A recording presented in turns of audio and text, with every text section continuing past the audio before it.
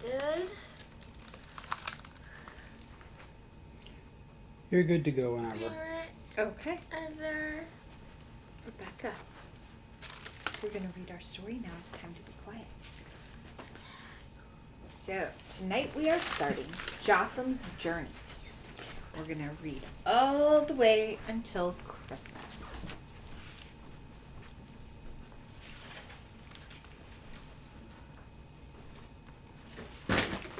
And we start with a picture.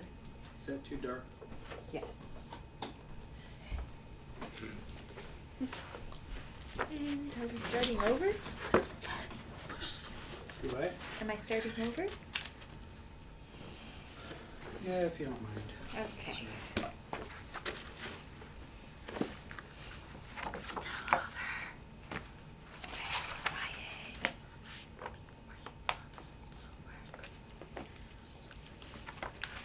So, Jotham's Journey.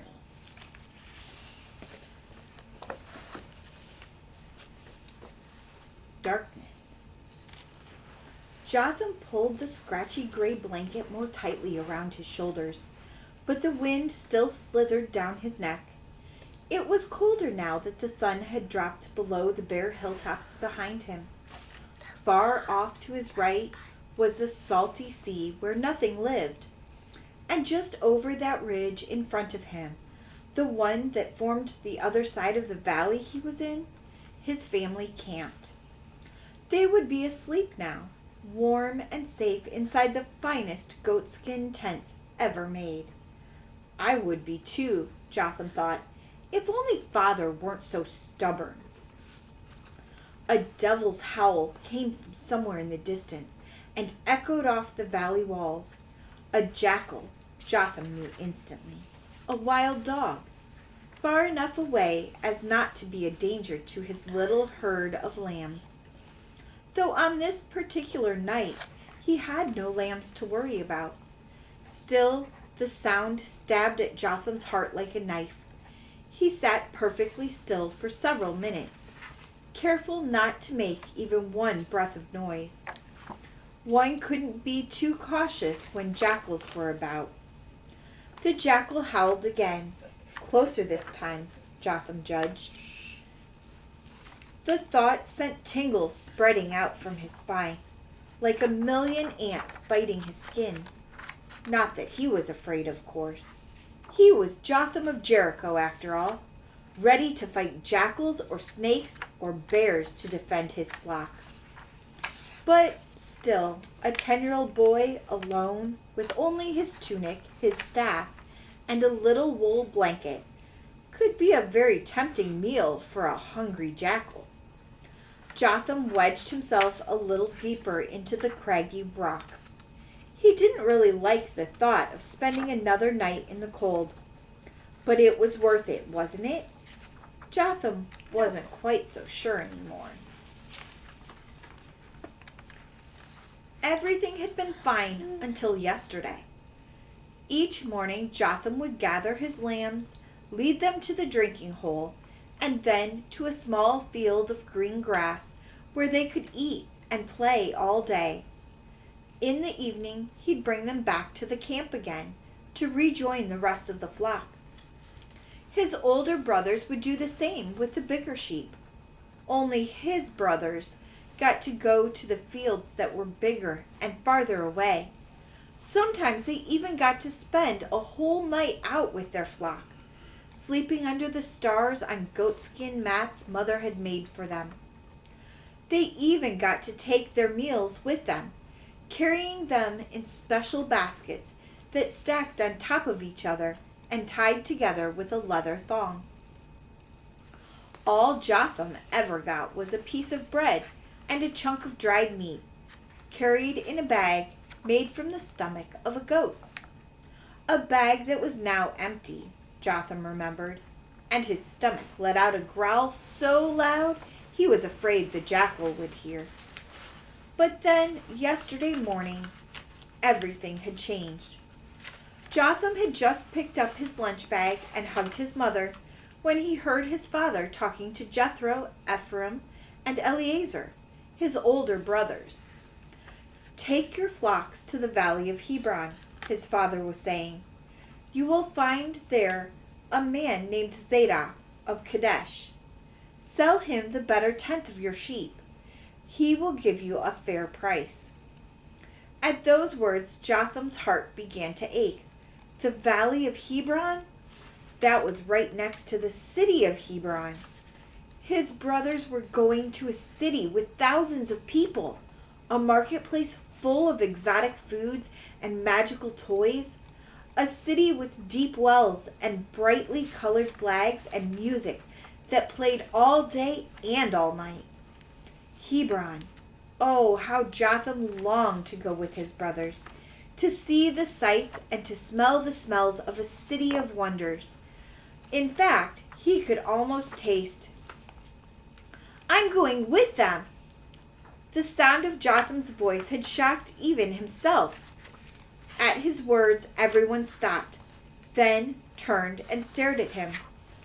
Finally, his father spoke. "This task is for your brothers, Jotham. You are not yet ready to leave your mother's side." "I'm going with them," Jotham said again, his voice so loud and high that the sheep nearby began to wail in fright. "It's not fair that they get to go to Hebron and I have to stay here." Jotham's father took a deep breath, then walked slowly toward him. Jotham tried to keep the fear he felt from showing on his face. His father was a big man, tall as a tree it seemed, and strong. Jotham had once seen him wrestle a full-sized camel to the ground when it went mad from disease. But instead of raising his hand or his voice to Jotham, his father slowly knelt down on one knee to look at him eye to eye and placed his hand gently on Jotham's shoulder. "Jotham," he said evenly, "your time for journeys away from my tent will come soon, but it is not yet here. You will remain with me and tend to your lambs." Jotham fought to hold back the anger and the tears. He knew the sting of his father's hand and did not wish to know it again. But this was so unfair. "I want to go," he said, lips trembling. "Yes, I know," his father answered, "but you cannot. There are too many dangers, and your brothers have enough responsibilities without looking after you as well." Jotham wanted to yell at his father, to say awful things that would make his father hurt as much as he did. But he dared not. So instead, he pushed aside his father's hand and turned and ran away. He ran to the water hole and then beyond it. He ran over the hills where he grazed his lambs, then over the other side until he could no longer see the tents of his father. And then he kept running. When he finally stopped, he sat down at the base of a gnarled tree and cried out his anger and frustration. "You can't tell me what to do," he yelled into the wind. And he decided then and there that he would not go back to his father's tent until his father could treat him like a man. And so he had sat in the shade, waiting for nothing except time to pass, and thinking angry thoughts about his father and brothers. When the sun was directly overhead, he took out the bread and meat his mother had packed. He ate it all in the time it took for an ant to carry a single crumb to its nest a few feet away. After that, he started to walk among the rocks and cliffs and canyons, places he had never seen before. He practiced throwing rocks with his leather sling, and he drew pictures in the dirt with a stick. And slowly, his anger began to disappear. He became afraid. Not of the bears or snakes or scorpions, but afraid of what he had done. Late in the afternoon, he began to hear his brothers and father far off in the distance, calling his name. He wanted to answer, but he just couldn't bring himself to apologize. The voices continued throughout the evening, and each time he heard his name, another measure of guilt was sprinkled on his heart. But he could not answer. They would all laugh at him and tell stories of his foolishness, and so he kept quiet. Just before the sun had dropped completely behind the cliffs, the voices had stopped. No one called his name any longer. The air became cold and damp, and Jotham longed to return to the fires of his father's tent. But then he thought of his brothers. They were on their way to Hebron by now, and this made Jotham angry all over again. Let them make their journey, he decided. I'll stay here and let Father worry. I'll show him I'm big enough to take care of myself. But the night was long and held very little sleep for Jotham. When the sun finally peeked over the ridge to the east and began to calm the shivers that had shaken his body all night, he ached to feel his mother's hug and taste her morning stew. There was no anger in him any longer, only fear. He felt fear of the punishment he was sure to receive. And so he devised a plan. He would cross back over the great ridge and move closer to his father's tents, to the field where the lambs graze. His father would be sure to find him there. With a rock, Jotham would scrape his forehead until it bled, making it look as if he'd been attacked by thieves. He'd even thrown his lunch bag and staff away to make his story seem true. Then he would lie there and pretend to be unconscious until his father came and found him. His father would have sympathy for Jotham and maybe punish him a bit less. Immediately, Jotham jumped to his feet to carry out his plan. It took most of the following morning to find his grazing field. Everything looked so strange from this side of the ridge. Once there, he found a hand-sized stone, but it was much harder to make the injury than he had imagined. The rough rock hitting his forehead really hurt. He finally managed to draw a little blood. Then he laid down to wait, and wait, and wait. But nobody ever came. As the sun began to set again, Jotham became angry once more. They didn't even care enough to come and look for me, he thought. Well, I'll show them. I'll just stay out here and let them worry. And so, here he was now, pulling the scratchy gray blanket more tightly around his shoulders, his stomach grumbling and aching as it never had before, and listening to a jackal howl in the distance. Maybe I should just go back, Jotham thought now. There's food in my father's tent. All the punishment in the world would be worth it if I could have even half a bite of bread. The jackal wailed once more, much closer now. Maybe father was right, Jotham thought. It is dangerous out here, and I could probably never keep up with my brothers on the long trip to Hebron. They're so much bigger and stronger. Suddenly, Jotham made a decision. He jumped to his feet, pulled the blanket around himself, and headed off across the valley toward his father's tents, watching his step in the moonlight. I will tell father I was wrong, he decided, and ask his forgiveness. I will take my punishment, and then I will eat. Yes, I will eat. The thought of his mother's bread and a thick slice of meat made Jotham's mouth water. I will eat, and I will sleep by the fire, and tomorrow I will take my lambs to graze just like always. As Jotham neared the watering hole, he actually began to smile, glad that his little journey was finally over. But then he came around the last of the hills, and stopped dead in his tracks. His father's tents were gone. The broad field where they had camped was now bare. The fire pits were cold.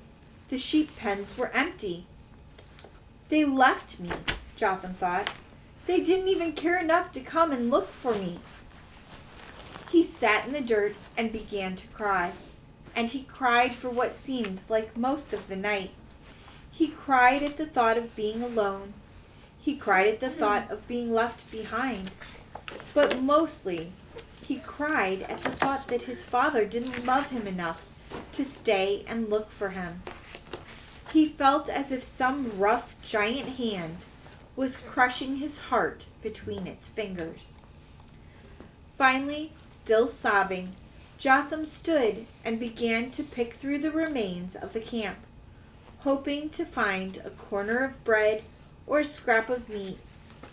His stomach ached as much as his heart, and he felt as empty and alone as a newborn lamb that has been separated from its mother. Finding no food or any trace of his family, Jotham slowly walked back to the watering hole. At least he could fill his stomach with water, he thought. Maybe it would make some of the pain go away. But just as he knelt to lap up the water, he noticed a pile of stones just off the path that led to the lamb's grazing field. Curious, he walked over and examined the pile in the moonlight. The ground around the stones was darker, and a funny smell hung in the air. It was blood, he suddenly realized, and then he saw it. Blood everywhere, and bits of fur and flesh, and leading off into the bushes, scuff marks, as if something had been dragged away. Then he noticed that there was writing on the top stone in the pile, something scratched into its flat surface. Jotham could not read very much, only a few words that had to do with the keeping of sheep.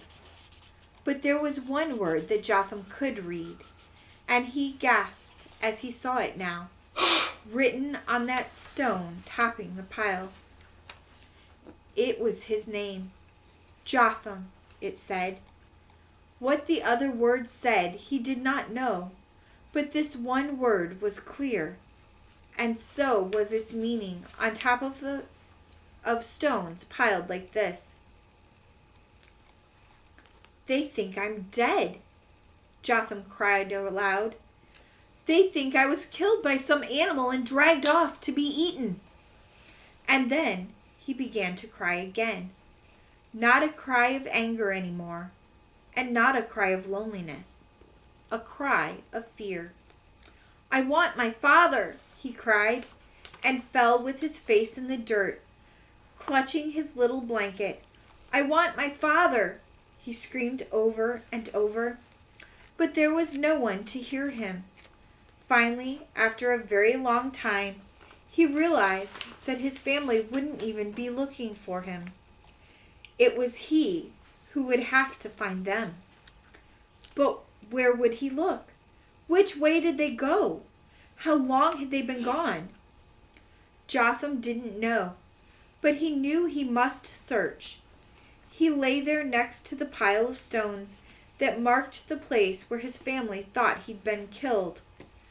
The scratchy gray blanket pulled tightly around himself, his face buried in the dirt, his crying turned to quick, stabbing sobs. I must look for my family.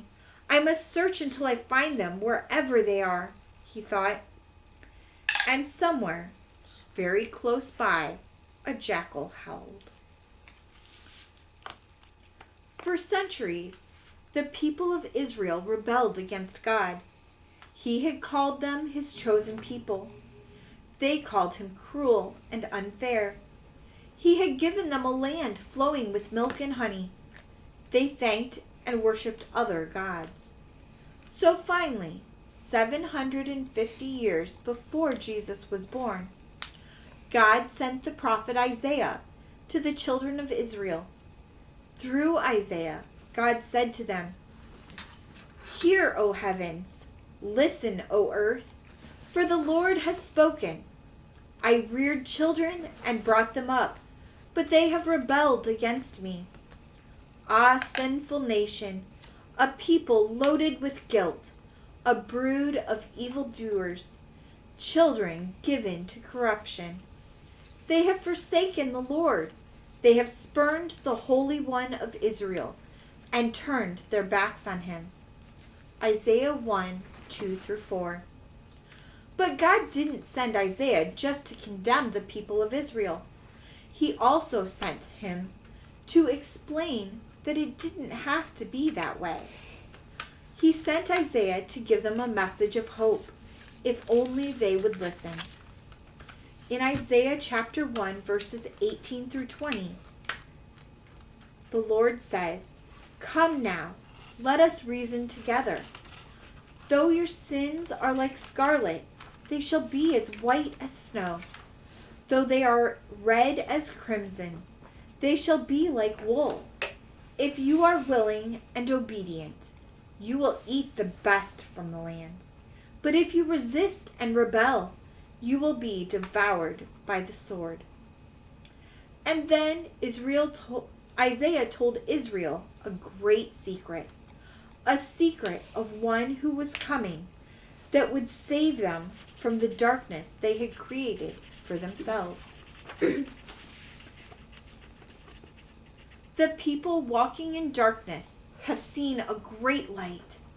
For to us a child is born, to us a son is given, and the government will be upon his shoulders, and he will be called Wonderful Counselor, Mighty God, Everlasting Father, Prince of Peace. Isaiah chapter 9, verses 2, 6, and 7. Today we begin the Advent season. We can light the first violet candle. This candle reminds us of God's promise that though like Israel, we have been disobedient children who are lost and alone in the desert, God has sent a Messiah, a shining light, a Savior, to lead us back to God. Like Jotham, we each have a long journey ahead of us, a journey that unfolds day by day. But also, like Jotham, we can be confident that no matter what we encounter along the way, we can have hope and faith in a God who loves us and who desires only the best for us, if only we'll seek him.